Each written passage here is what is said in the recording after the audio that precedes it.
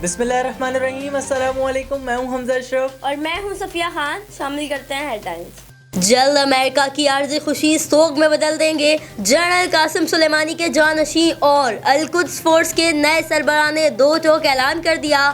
قاسم سلیمانی کی بیٹی کا بھی ڈونلڈ ٹرمپ کو واضح پیغام، کہا یہ مت سمجھنا کہ میرے والد کی موت کے بعد سب کچھ ختم ہو جائے گا، امریکہ اور اسرائیل کو سیاہ دن دیکھنا پڑے گا۔ ہم امن کے لیے تو ہاتھ بڑھا سکتے ہیں، ہم غلط فہمیاں دور کرنے کے لیے کردار تو ادا کر سکتے ہیں، ہم آگ بھڑکانے کہ نہ ہماری پالیسی تھی اور نہ ہم اس کا حصہ بنیں گے۔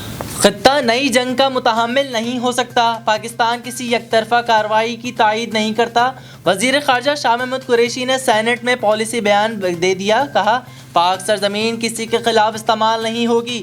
بحران کے اثرات افغانستان پاکستان پر بھی پڑ سکتے ہیں، آگ بھڑکانے کی پالیسی ہے، نہ ہی اس کا حصہ بنیں گے، معاملے پہ سفارتی سیاسی حل پر یقین رکھتے ہیں۔ منشیات معاشرے کے لیے ناسور ہے، نوجوان طبقے کو تباہ کر رہی ہے۔ اسکولوں میں منشیات کا استعمال بڑا مسئلہ ہے، آگاہی کے لیے اساتذہ اور علماء کا کردار اہم ہے۔ وزیر اعظم عمران خان کا زندگی نامی ایپ لانچ کرنے کی تقریب سے خطاب، بولے زندگی ایپ کے ذریعے ان دونوں چیزوں کے بارے میں آگاہی فراہم کریں گے، فیصلہ کیا ہے کہ پوری طاقت سے ان دونوں مسائل کا مقابلہ کریں گے۔ امریکہ ایران تنازع نے خام تیل کی قیمتوں کو آسمان پر پہنچا دیا، دسمبر کے بعد پہلی بار بیرل $70 سے تجاوز کر گیا۔ مشرق وسطی سے لے کر امریکہ تک اسٹاک مارکیٹس میں گراوٹ، پاکستان اسٹاک ایکسچینج میں بھی 1027 پوائنٹ کی کمی۔ ملک میں سونے کے دام کو بھی پر لگ گئے، پہلی بار ایک دن میں سونا 2600 روپے مہنگا، ایک تولہ 93,400 روپے کا ہو گیا۔ ناروال اسپورٹ سٹی کیس میں گرفتار احسن اقبال کا مزید 7 روزہ جسمانی ریمانڈ منظور، لیگی رہنما تبدیلی سرکار پر برس پڑے، کہا حکومت نے حساس معاملے کو مذاق بنا دیا ہے۔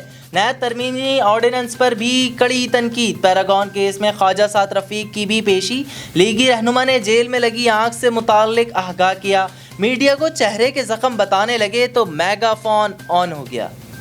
بالائی علاقوں میں یخ سردی کا راج، گلگت اور سوات میں برف باری، کئی شہروں میں وقفے سے بارش، بلوچستان میں بارش کا نیا سسٹم داخل ہو گیا، کراچی میں میگھا برسنے کا امکان، پنجاب کے تعلیمی اداروں میں چھٹیاں 12 جنوری تک بڑھا دی گئیں، اسکول اور کالجز مزید 6 روز بند رکھنے کا اعلان۔